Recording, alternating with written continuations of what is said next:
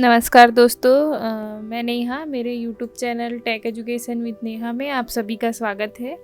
आज मैं एक वर्कशॉप कैलकुलेशन एंड साइंस का एमसीक्यू लेके आई हूँ, जिसमें मैं कुछ साइंस के टॉपिक पे हम डिस्कस करेंगे और कैसे कैसे उस पे सवाल आते हैं वो हम देख लेते हैं। ये जो भी मैं सवाल बताऊंगी वो पहले आया हुआ ही सवाल है। सारे जो क्वेश्चन हैं पिछले जो वर्षों में पूछा गया है, पिछले सालों में जो जो क्वेश्चन आए हैं उन्हीं से रिलेटेड ये एमसीक्यू में लेके आई हूँ। तो आज ये पहला मुझे ऐसा लगा कि ये थोड़ा सा टफ़ है ये एमसीक्यू, लेकिन अगर हम कोशिश करें तो हम इसको बना सकते हैं। और इनमें से साइंस से भी वर्कशॉप कैलकुलेशन वाले जो सब्जेक्ट में साइंस से भी रिलेटेड वर्कशॉप कैलकुलेशन वाले सब्जेक्ट में साइंस से भी रिलेटेड क्वेश्चंस आते हैं, तो उनको भी हमको जानना ज़रूरी है, इसलिए ये टॉपिक में लेके आई हूँ। तो चलो चलते हैं दोस्तों। पहला क्वेश्चन है 0.2 kg कितने के बराबर होता है ना। ये बहुत सा कॉमन से सवाल है जिसको हम कर सकते हैं। ये बहुत कॉमन से क्वेश्चन है जिनको हम कर सकते हैं। जैसे कि हम दुकान में जाते हैं, 1 किलो लेना है, 1 किलो आलू चाहिए, शक्कर चाहिए, तो हमको पता है ये किलो ग्राम और ग्राम क्या रिलेशन होता है। ये पहले हम ये जान लेते हैं, उसके बाद हम इसको क्या करेंगे, कन्वर्ट करेंगे। जैसे कि हमको पता है 1 kg में 1000 ग्राम होता है। ठीक है, कितना ग्राम होता है ये तो बहुत कॉमन है, सबको पता है, सब सामान लेने जाते हैं। 1 kg में कितना होता है, 1000 ग्राम होता है, ये हमको पता है। ठीक है, अब हम देखते हैं ये जो दिया है हमारा 0.2 kg, उसको हमको ग्राम में कन्वर्ट करना है। तो 1 kg बराबर क्या होता है, 1000 ग्राम होता है। तो 0.2 kg में कितना ग्राम होगा, तो हम क्या करेंगे, 0.2 को क्या करेंगे, 1000 से क्या कर देंगे, गुणा कर देंगे। ठीक है, अब दशमलव वाले संख्याओं को, जैसे कि अब 1000 को इसको मैं 0.2 से गुणा करूं तो ये 2000 इसका आंसर आएगा। क्योंकि यहाँ पर दशमलव है, कितनी संख्या के बाद पहले दशमलव है, तो दशमलव के बाद एक संख्या है, तो हम एक संख्या के पहले हम क्या लगाएंगे, आंसर में दशमलव लगाएंगे। तो क्या मिल जाएगा, 200.0। और दशमलव के बाद अगर कोई भी संख्या में 0 है तो उसका कोई मतलब नहीं होता, ये हमको पता है ना। तो हमने कन्वर्ट कर लिया 0.2 kg को ग्राम में। तो देखो है क्या, 200 जो ग्राम है वो क्या हमारे ऑप्शन में है, तो हाँ, ऑप्शन ए 200 ग्राम इसका सही आंसर होगा। ठीक है, अब हम नेक्स्ट चलते हैं। अब दूसरे क्वेश्चन की ओर हम चलते हैं। 25 वर्ग फीट कितने के बराबर होता है ना। ये सवाल है कि जो 25 वर्ग फीट है वो कितने के बराबर होता है। तो जैसे कि अभी ऑप्शन में सारा चीज़ हमको वर्ग मीटर के रूप में दिख रहा है, तो हमको फीट और मीटर के बीच में जो रिलेशन है वो पता होना चाहिए। तब हम क्या कर सकते हैं, उसको क्या कर सकते हैं, कन्वर्ट कर सकते हैं। तो जैसे कि एक जो वर्ग फीट होता है, जो एक वर्ग फीट जो होता है, वर्ग फीट को इस तरीके से भी लिख सकते हैं, ऊपर में वर्ग लगा के। उसका जो मीटर के साथ रिलेशन है वो 0.292 मीटर स्क्वायर या वर्ग मीटर होता है। ठीक है, तो एक जो वर्ग फीट होता है उसका जो रिलेशन है मीटर के साथ, वो एक वर्ग फीट में 0.0929 मीटर स्क्वायर होता है। हमको 25 वर्ग फीट का कैलकुलेट करना है, तो हम इसको क्या कर सकते हैं, 25 के साथ मल्टीप्लाई करके निकाल सकते हैं। तो जैसे कि 0.0929 को हम क्या कर सकते हैं, 25 के साथ मल्टीप्लाई करेंगे। ठीक है, तो 25 के साथ मल्टीप्लाई करने पर जो आंसर है आप मल्टीप्लाई करके देख सकते हैं ना। आंसर आता है 23225। ठीक है, अब दशमलव कितनी संख्या के बाद लगा है, 1 2 3 4। तो 1 2 3 4 मैंने दशमलव वाली गुणा नहीं बताया है, जोड़ना घटाना बताया है। दशमलव वाले गुणा का भी मैं एक वीडियो लेके आऊँगी। ठीक है, तो ये गुणा करने पे 2.3225 मिला। तो देखते हैं हम ऑप्शन में कुछ ऐसा है क्या। तो ऑप्शन ए जो हमारा है 2.3225, तो ये ऑप्शन ए इसका सही आंसर हो जाएगा। ठीक है, अब नेक्स्ट चलते हैं नेक्स्ट क्वेश्चन की ओर। एसआई सिस्टम में ऊर्जा का मात्रक क्या होता है? एसआई सिस्टम मतलब कि ये एक इसका भी मैं मात्रक का भी जो अलग अलग सिस्टम होता है उसके लिए भी मैं आपको एक आध वीडियो में लेके आऊँगी। इसके लिए एसआई यूनिट क्या होता है, सीजीएस पद्धति क्या होता है, एमकेएस पद्धति क्या होता है, ये सारा चीज़ उस टाइम पे हम क्लियर कर दूँगी मैं। तो एसआई सिस्टम में ऊर्जा का मात्रक क्या होता है? तो ऊर्जा का जो मात्रक होता है वो होता है एम्पियर। एम्पियर करंट के लिए यूज़ करते हैं, करंट को हम किस में नापते हैं? तो एम्पियर में। तो ऊर्जा का जो मात्रक होता है वो जूल होता है। तो ऑप्शन सी इसका सही आंसर हो जाएगा। अब नेक्स्ट हम देखते हैं 1000 लीटर किसके बराबर होता है? देखो ये लीटर में दिया हुआ है और जो ऑप्शन में जो दिया गया है वो गैलन में दिया गया है। तो हमको गैलन और लीटर के बीच में हमको क्या होना चाहिए? रिलेशन पता होना चाहिए। तो 1 लीटर बराबर 0.22 गैलन होता है। ठीक है, 1 लीटर में कितने गैलन होते हैं? तो 0.22 गैलन होते हैं। हमको कितना निकालना है? 1000 लीटर का निकालना है। तो हम क्या कर लेंगे?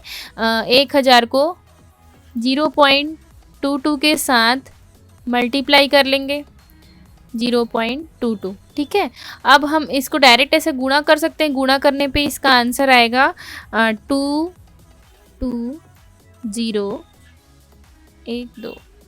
ये है ना। तो इसका जो कितने संख्या के पीछे दशमलव लगा हुआ है? 1 और 2। तो 1 और 2 हम पीछे से काउंट कर लेंगे, तो यहाँ पे हम दशमलव लगा लेंगे। तो 220 इसका आंसर आ रहा है। लेकिन हम देख सकते हैं ऑप्शन में कहीं पर भी 220 नहीं है, 219 है, 200 है, 250 गैलन है। तो 219.77 है वो 220 के ही करीब है। तो हम ऑप्शन ए को इसका आंसर ले सकते हैं। ऑप्शन ए इसका सही आंसर होगा। तो 1000 लीटर में 219.77 गैलन होता है। ठीक है, नेक्स्ट क्वेश्चन की ओर हम चलते हैं। 5 HP के कितने के बराबर होता है? HP मतलब होता है हॉर्स पावर होता है। ठीक है, HP मतलब होता है, इस HP का मतलब होता है हॉर्स पावर। तो इसमें ऑप्शन में हमको सारा चीज़ किलोग्राम मीटर पर सेकंड में दिख रहा है। तो हमको हॉर्स पावर और किलोग्राम मीटर पर सेकंड के बीच में रिलेशन पता होना चाहिए, तब हम क्या कर सकते हैं? उसको कन्वर्ट कर सकते हैं। तो मैं एक चीज़ बता देती हूँ। 1 HP, ये क्वेश्चन में भी आता है, 1 HP बराबर ये वॉट वाला भी आता है। तो 735 वॉट होता है कितना? 1 हॉर्स पावर में 735 वॉट होता है। ठीक है, अब क्या करते हैं इसको वॉट को, ये तो वॉट के साथ इसका हॉर्स पावर का रिलेशन है, लेकिन सारा ऑप्शन हमको किलोग्राम मीटर पर सेकंड में दिख रहा है। तो किलोग्राम मीटर पर सेकंड वाला 1 हॉर्स पावर में 75 किलोग्राम मीटर पर सेकंड होता है। ठीक है, तो हमको कितने का निकालना है? 5 हॉर्स पावर का हमको चाहिए। तो 75 को हम 5 से क्या कर देंगे? मल्टीप्लाई कर देंगे, है ना। तो मल्टीप्लाई करेंगे तो 375 हमको मिलेगा। ठीक है, तो 375 ये किस में है? Kilogram metre. अच्छा, ये एक चीज़ प्रिंटिंग मिस्टेक हो गया है थोड़ा सा, मैं बोलते बोलते फ्लो में कुछ गलत बोल ली। तो ये जो 735 वॉट नहीं होता है, 746 वॉट होता है। ठीक है, जैसे इसका यहाँ पर कोई काम नहीं है, लेकिन इसका नॉलेज होना चाहिए। ये भी आता है ऑप्शन में, 1 हॉर्स पावर में कितने वॉट होते हैं और अलग अलग 4 ऑप्शन देंगे। तो 746 वॉट होता है 1 हॉर्स पावर में।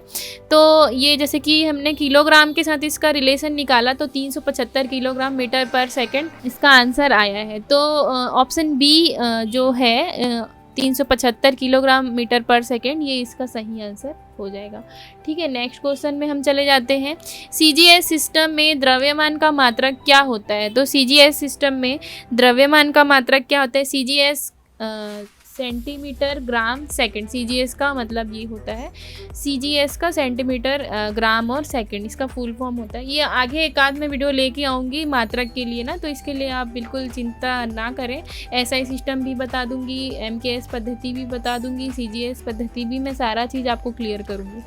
तो CGS सिस्टम में द्रव्यमान का मात्रक क्या होता है? तो CGS सिस्टम में देखो, नाम से ही पता चल रहा है सेंटीमीटर ग्राम और सेकंड। तो जो द्रव्यमान है उसके लिए किसी भी द्रव्यमान को हम वेट को हम नापते हैं तो किलोग्राम ग्राम में ही नापते हैं। तो CGS से सीधा ही पता चल रहा है सेंटीमीटर, और G से हमारा ग्राम होगा, तो ऑप्शन बी जो है हमारा सही आंसर हो जाएगा। ठीक है, नेक्स्ट चलते हैं। 700 डिग्री सेंटीग्रेड को फ़ारेनहाइट में बदलना है। ठीक है, ये डिग्री सेंटीग्रेड है, सेंटीग्रेड में टेम्परेचर है, और ये F का मतलब होता है फ़ारेनहाइट। इसको हमको 700 डिग्री जो 700 जो डिग्री सेंटीग्रेड है उसको हमको फ़ारेनहाइट में बदलना है। तो हमको इसके बीच में क्या होना चाहिए? रिलेशन, एक रिलेशन होता है, जैसे कि इस एक फॉर्मूला होता है जिसमें सेंटीग्रेड और फ़ारेनहाइट और एक केल्विन है ना, ताप के जो 3 मात्रक हैं, 3 जो चीज़ है उसके बीच में रिलेशन है। तो वो रिलेशन हमको पता होना चाहिए, C/5, ठीक है, इक्वल टू, तो C/5 इक्वल टू ये F-32। ये जो रिलेशन मैं बता रही हूँ ये भी आता है ऑप्शन में, तो इसको भी आप ध्यान में रखिए, है ना। F-32/9 equal to K-213/5। देखो, अभी हमको जो सेल्सियस या सेंटीग्रेड को फ़ारेनहाइट के बीच का रिलेशन दिया है, तो हम क्या करते हैं, ये दोनों जो जिसमें सेंटीग्रेड और फ़ारेनहाइट है वो वाला चीज़ हम क्या कर लेते हैं, यूज़ कर लेते हैं। ठीक है, तो 700 C की जगह हम रखेंगे 700, है ना, क्योंकि उसका जो टेम्परेचर है सेंटीग्रेड उसको रखेंगे, डिवाइडेड बाई 5। ठीक है, इक्वल टू F की जगह हम क्या रखेंगे, F हमको निकालना है तो F को हम वैसे ही छोड़ देंगे, -32 डिवाइडेड बाई 9। ठीक है, अब हम देख लेते हैं कि जो 700 है वो 5 से कट जाएगा, तो 5 एकम 5, और ये आपको काटने आना चाहिए, भाग भी आप दे के डायरेक्ट लिख सकते हो। 5 एकम 5, 5 चूक 20, और ये 0, 140 आएगा। अब हम क्या करेंगे, ये जो 140 आया है इसके, ये क्या आया इधर, 140 divided by 1 equal to F-32/9। अब हमको क्या करना है, ये एक जो इक्वेशन जैसा बन गया, इसको हमको क्या करना है, सॉल्व करना है। तो अब क्या करेंगे, इसको तिर्यक गुणा करेंगे, है ना। तो तिर्यक गुणा कैसे करते हैं, इसको ऐसे गुणा और इसको इसके साथ गुणा कर देंगे। तो 140 को जब हम 9 से मल्टीप्लाई करते हैं तो 1260 मिलेगा, आप गुणा करके देख लीजिए। ठीक है, और इक्वल टू F-32। ठीक है, अब हम क्या करते हैं, इस 32 को भी इधर ले आते हैं, तो F इक्वल टू 1260 प्लस, अब किसी भी चीज़ को अब हम जब पक्षांतर करते हैं, बराबर के चिन्ह के इधर या उधर लेके जाते हैं, तो उसका चिन्ह चेंज हो जाता है। इसके लिए भी मैं अलग से वीडियो लेके आऊँगी। तो जैसे कि अभी 32 जो है वो माइनस में, इसको हम पक्षांतर करके उधर लेके चलेंगे तो ये प्लस हो जाएगा, +32 हो जाएगा। तो इसको अगर हम जोड़ेंगे तो 1292, ये क्या होगा हमारा, ये मिलेगा। ठीक है, तो ऑप्शन में आएगा, तो ऑप्शन में क्या ये है, तो हाँ, ये ऑप्शन बी 1292 फ़ारेनहाइट, ये ऑप्शन होगा सही आंसर, इसका बी इसका सही आंसर हो जाएगा। ये रिलेशन याद रखना बहुत ज़रूरी है। ये रिलेशन आप याद रहेगा, आप किसी भी संख्या को केल्विन में बदल सकते हो, सेंटीग्रेड में बदल सकते हो और फ़ारेनहाइट में बदल सकते हो। ये ऑप्शन में, ये क्वेश्चन जो ये रिलेशन का ही अलग से भी क्वेश्चन आता है ना, तो उसको भी आप ध्यान में रखिए। नेक्स्ट क्वेश्चन है, दाब कैसी राशि है। दाब कैसी राशि, दाब हमको पता है, दाब एक किस टाइप की राशि है, तो ये तो थोड़ा सा याद रखने वाला चीज़ है। दाब एक अदिश राशि है। अदिश और सदिश के लिए भी मैं एक वीडियो लेके आऊँगी, अदिश राशि कैसे होती है, सदिश राशि के, क्योंकि अभी एग्ज़ाम का टाइम है इसलिए मैं MCQ पे ज़्यादा फोकस कर रही हूँ, लेकिन ये सारी चीज़ों का भी मैं लेक्चर लेके आऊँगी। ठीक है, क्या है, एक सदिश दाब एक कैसी राशि, अदिश राशि है। ठीक है, नेक्स्ट क्वेश्चन पे हम चलते हैं। एक मील कितने के बराबर होता है, मील और किलोमीटर ना, ये तो याद रखने वाला ही चीज़ है, ये कोई कैलकुलेट करने वाला चीज़ तो है नहीं। एक मील कितना होता है, एक मील ऑप्शन ए 1.609 किलोमीटर के बराबर होता है। ठीक है, अब हम लास्ट क्वेश्चन की ओर चलते हैं। धारा का या करंट का ऐसा यूनिट क्या होता है?